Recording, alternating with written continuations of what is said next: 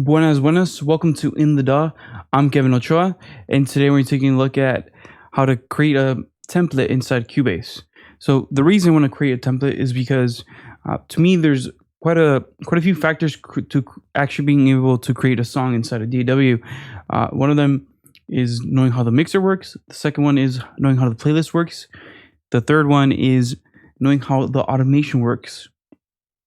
And probably the last one is just um, knowing where your VSTs are. Really, and how to write MIDI in. I think those are the main 4 or 5 things that get in the way of actually making music. All the other advanced things like using Patcher or using other really high end, really specific plugins or really specific features usually don't get in the way. So when I hop from DAW to DAW or try to learn a new DAW, I focus on those things. I try to make sure that I'm able to start creating a song. And right now, I've been using Cubase for a couple weeks. I've been making loops here and there with it, and now I feel like I need to make a whole song inside of it. I feel comfortable enough to where I want to do that. However, there's one thing that I haven't done yet, and that's create a template for myself. And usually, whenever I open up FL Studio, I have a template ready to go. As you can see here, I have my track set up. Let me open up my. Let me zoom out of here.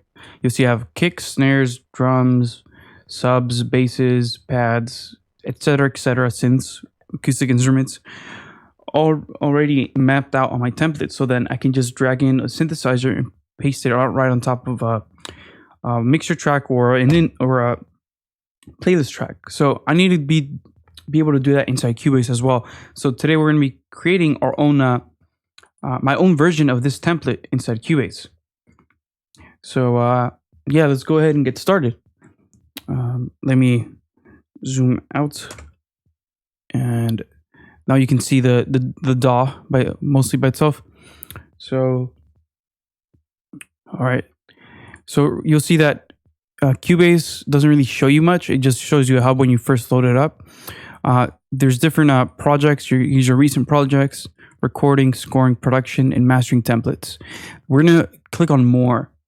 And we're going to click on empty and hit create. So it's going to direct us to set a folder. I'm going to go to my Cubase folder. I'm going to go to my templates. It's a folder I previously made. Press Ctrl-Shift-N to make a new folder. And I'm going to call it KO Mixing Template or Production Template. I tend to produce and mix inside of the same project typically. Unless the project gets too big, I need to render out the tracks and then mix it somewhere else. I'm going to select this folder, and now a brand new arrangement window appears. If I press F3, I get access to my mixing window. So we're going to go ahead and rename this stereo out to master. Actually, yeah, to master. And what I like to do is have a pre-master. So we're going to go ahead and make a new group.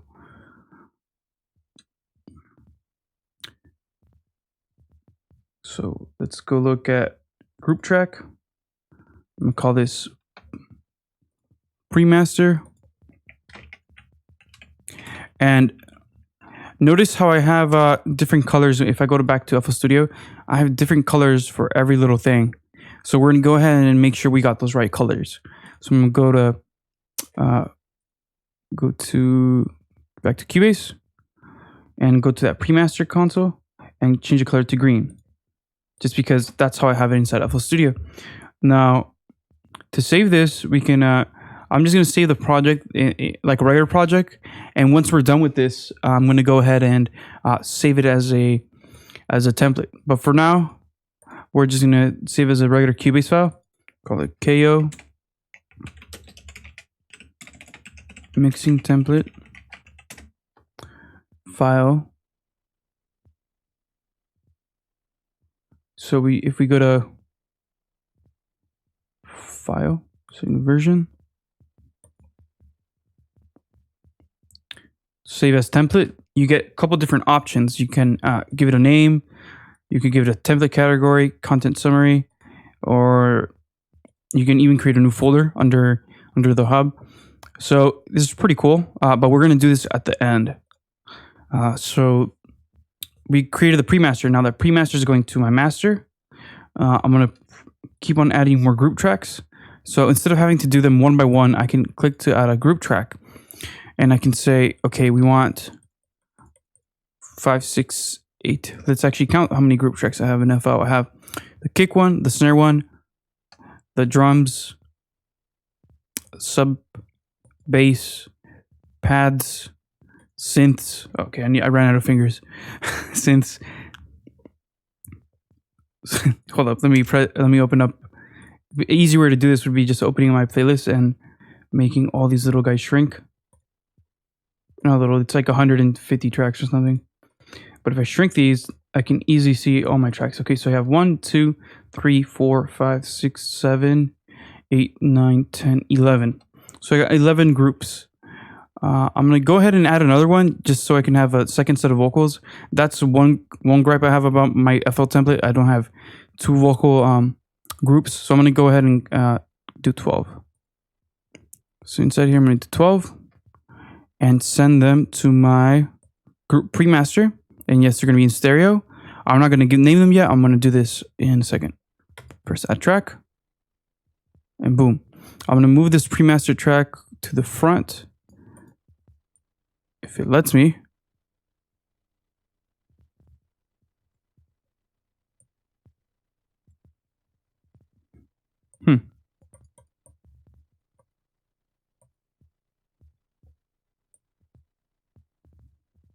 That's weird. But we'll sort that out. I think. Let's see. I'm not sure how that works, so I'm gonna go ahead and continue without it. So I'm gonna go ahead and call this kick or kicks, snares. And once I'm done naming them, I'll go ahead and color them properly. Drums, sub, and bass. Whoa. Let's call this. What do you call it? Oh, synths or pads. It should be pads. Synths, leads, and acoustic vocals. Box 1, and we'll call it box 2. And then we have our effects. And as far as the routing goes, this should all go to the pre-master, yes. And then this guy goes to the master. Yeah, I'm not sure why that doesn't want to reorganize, but whatever.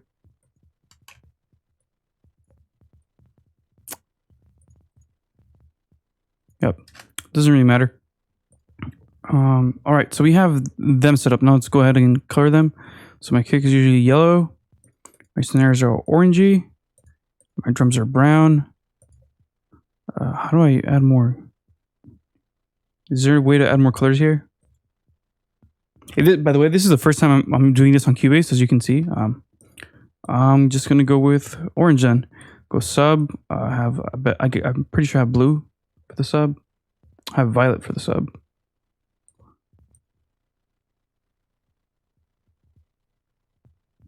So I'll go purple, then I'll go blue for the bass, and then for the pads, I'll use that purplish thing. And synths, I'll go orange. Leads, I'll go green.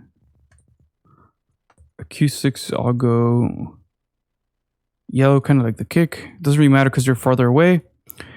Vox, I'll go pink, and the other pinkish color. Cool. And for my effects, I'll usually just go with gray, so I'll just leave it as it is because I can't see. There's no real. I can't see if there's a white or some other type of color. So let's just leave it like that. Cool. All right. Now the next thing I'm going to do is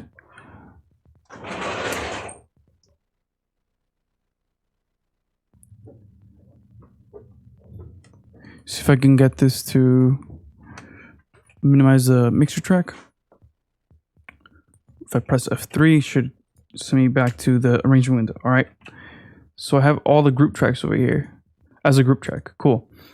And oh, that's why the premaster didn't want to be by itself. Here we go.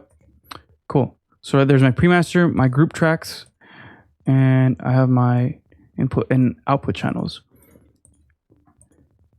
So I'm still not used to completely how Cubase is in regards to this right here. So I'll take care of that later, but for the most part, I have all my buses set up. Now I'm going to do my effects channel. So let's do a different group,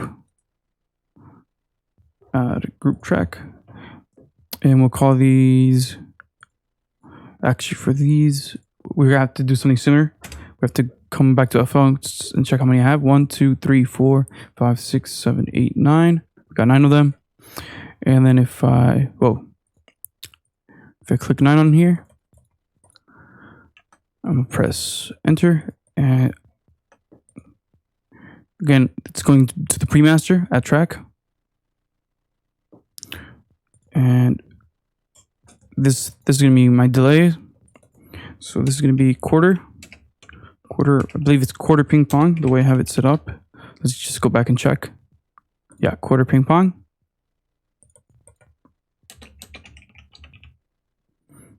And then I should be triplet or tape delay, either one. Tape delay. Then I believe is it triplet? It might be triplet. Or quarter. It has quarter and then triplet. So this is my regular delay. No ping pong on this guy. And once I'm done naming them, I'm going to go back and actually add the effects.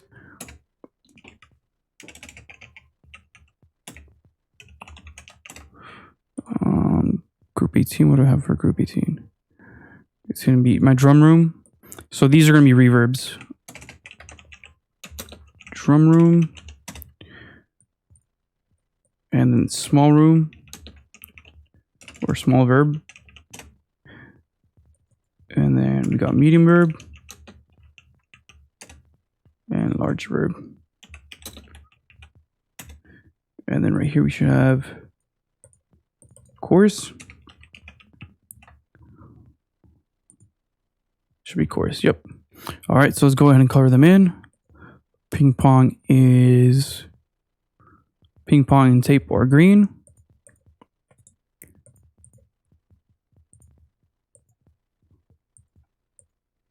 And then quarter is like aqua. Let's go with this guy. And then drum room and all these guys, they are yellow.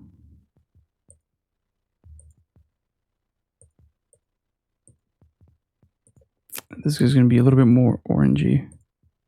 Yellow. Cool. And then the chorus will be orange. Cool. So that's how I have my stuff set up. I'm going to save it so in case this crashes. By the way, I haven't had Cubase crash on me yet, so that's really cool. That's awesome. So let's go ahead and go back to the arranging window. You'll see under group tracks, they're going to be all there together. So cool. So the next thing I'm going to do is actually put effects on my sends. So I'm gonna go to inserts.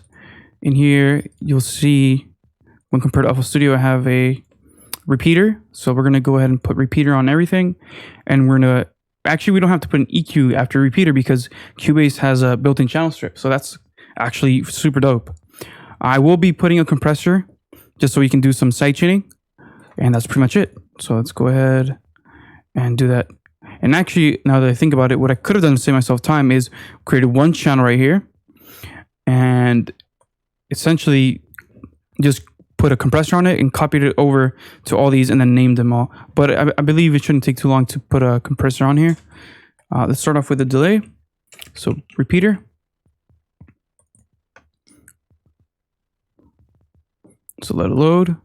Then I'm going to drag it over to my other tracks. And for my tape delay, I'm going to actually use I tend to use either Sigmund or Echo Boy. I'm gonna go with Echo Boy this time. To let it load again.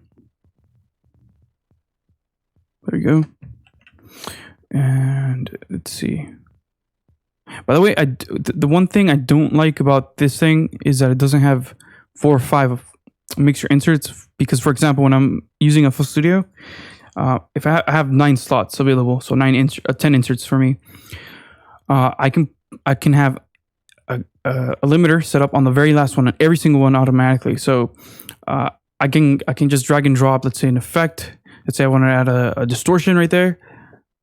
I can just add it in the middle of the section. And with Cubase, I would have to load it up between, let's say, I would have to load the compressor,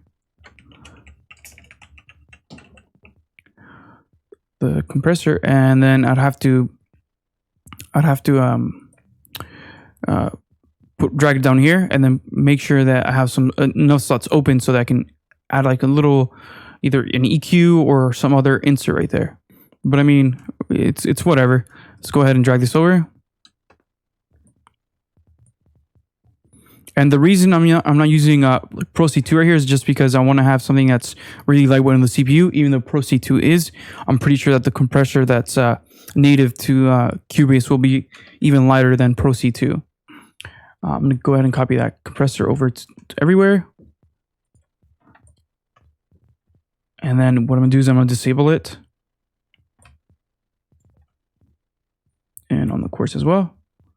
Then I'm going to disable it on every single one. That way, at least it's loaded in my tracks. If I ever want to use it, just activate it and select sidechain input. And as a matter of fact, I could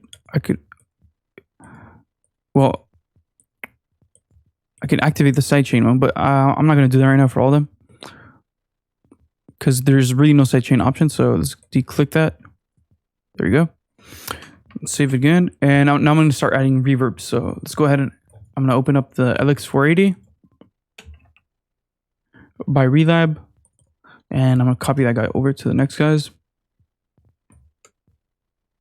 And then I'm just going to copy my presets from FL Studio over to this guy.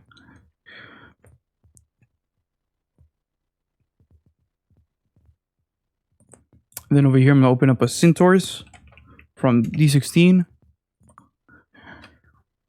And there we go. That's pretty much my mixing template. That's how I start off most of my tracks. Of course, with FL Studio, it's a little bit more visually appealing, I would say. Still, this is very organized, but I think FL's like a big painting. Like you just drag and drop everything into each other. Whereas Cubase, there is a lot more menu diving. So, I mean, different strokes for different folks, but yeah, I actually do like how organized Cubase is. I think it's just going to be a matter of me getting used to it.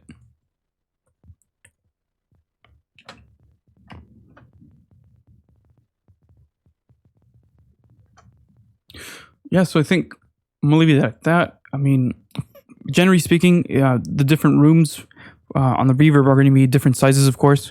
So, for example, this first room is going to be a lot smaller.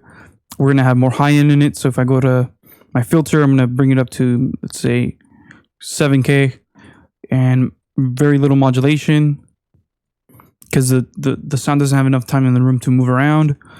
And the other thing I'll do is, let's see, the filter should be probably around 6. If I go to the next guy, it should be roughly around the same, maybe just 1.5 seconds. And we'll bring the high pass a little bit to 4.7 or 4.4, somewhere in there. Depending on how distant you want it to sound, change the dB to the filter type to 12 or 6, whatever, however you feel more comfortable. And the last couple guys, the mediums, I'll bring them up to like 4 and 6. And then in these guys, I will increase the chorus depth, and the filter will be at 12. And also, let's look at the bass stuff. Filter.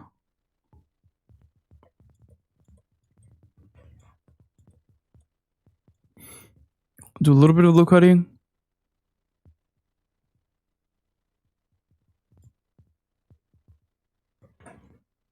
And I'm gonna put this at a minus 23 dB shelf. I'll do something similar to the next guy, but I'm just gonna leave it a little bit longer. So 6 point something. Go to my high frequencies and lower down to like 2 or 1.8, somewhere around there. And you can increase the width. Where's the density? Increase the modulation. By the way, you can also choose different algorithms. So if I go to up here to setup, I can change this to a hall, to a plate, to a room, to a random hall. Yeah, so just depending on that, maybe this will be an ambience. And I'm starting to think of adding a new effects reverb with a really long tail that's like 15, 20 seconds long. I haven't put it in my templates yet, but I might do that in the future. So let's go ahead and I'll choose random hall. And I'll make this high cut at minus 31 dB. And increase the spread a bit. And the pre delay will be also a little bit longer. Yeah, by the way, pre delay is like super important when you're actually doing reverb, so make sure you give yourself enough pre delay time.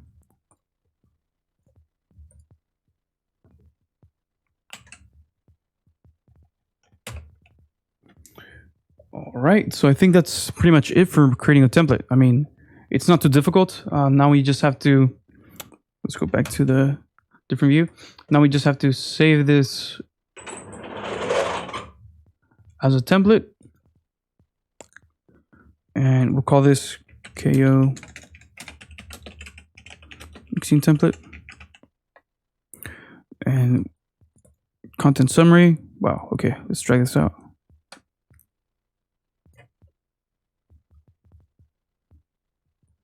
Oh, that's a lot of information, but we're gonna choose a category and we'll just put it under production.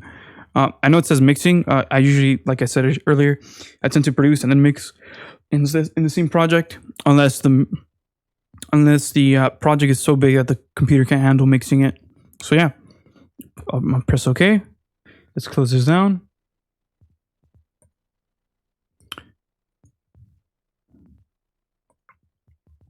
Now when I go back to the VST cloud, the Stember hub,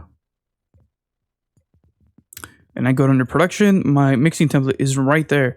Again, we can write a description for it so it looks pretty detailed like the other templates. But yeah, here's my template. And now it's gonna ask me to save a project folder. So let's call this. Let's take it out of my templates and let's say we're gonna make a hip hop beat. I typically make EDM and hardstyle, but you know, sometimes I am in the mood for hip hop. Select this folder, and boom, it should be loading all my VSTs. There you go. I have everything pretty much set up right here, and now I can just, if I'm on my arranging window, I can load up an instrument track. Let's open up Hive, and we can send it to the leads. A track. I actually don't have my headphones on, so give me a second.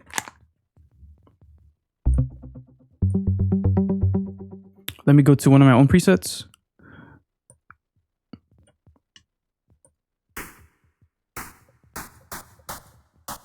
All right, so I have this clap sounding thing. Wow, that was really loud. All right, let's say I want to add more delay to that guy. I can quickly press the E channel or the E thing. I still don't know exactly what it's called. That's how new I am to Cubase, but I can go to my sends and send to my ping pong delay. Put it in post or pre. Now when I hit this instrument again, I have all that ready to go for me and at my complete disposal. And if I go back to the mixing view, let's just make it a little bit smaller.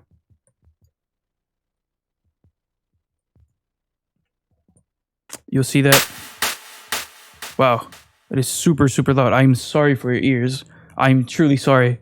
I'm so sorry. That is just so loud. I'm sorry. Okay, let me bring down the output even more. So you see that this is coming out of the leads, which is the channel I signed it to output to. So if I open up the little inspector thingy, you can see here that my Hive is going to, where is the info? The Hive is going to, wow, it doesn't really show you here. That's weird. But you can see here that it's going out to my leads. I mean, that's super cool. I can just drag and drop, or not drag and drop, that's an FL Studio thing, but I can just start loading my VSTs and my drum samples and all that, and just give them the right output, and they'll be going to one of my groups and also going to one of my sends. So that's really cool. All right, this has been it for today. I'm Kevin Ochoa with In the DAW, and I'll catch you guys next time. Peace. Yeah, but by the way, if you have any questions, just let us know. Yeah, but I'm really liking this new setup, so super excited to be making more videos and a lot more consistent. So I'll see you guys pretty soon. Peace.